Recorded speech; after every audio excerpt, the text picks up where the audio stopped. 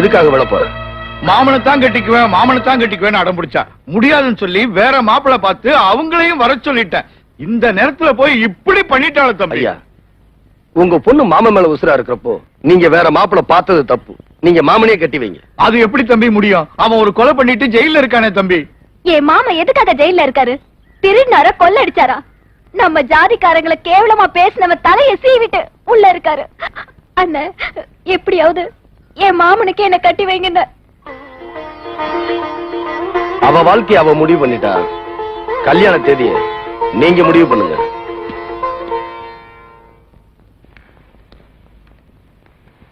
இப்ப இந்த உடையார் வகை எங்க இருக்கான்னு எனக்கு தெரிஞ்சாகணும். 6 மாசத்துக்கு முன்னால நடந்த ஜாதி கலவரத்துல நீங்க தூண்டி விட்டு அடுத்த ஜாதிக்காரனை வெட்டிட்டு ஜெயிலுக்கு போனானே நம்ம ஜாதிக்காரன். அவனை பரோல்ல கூட்டு வந்து கல்யாணம் பண்ணி வைக்க ஏற்பாடு பண்ணிட்டு இருக்கான் உடையார் மகன். பரோல்ல விட்டு வர போறானா? அவன் எப்ப வெளியில வந்தாலும் பதிலுக்கு அவன் தலையை செய்வதற்கு அடுத்த ஜாதிக்காரர் காத்துக்கிட்டு இருக்காங்க. போலீஸ் பாதுகாப்போட அவன் இந்த கல்யாணத்தை நடத்தி வைக்க போறானா? ஓஹோ,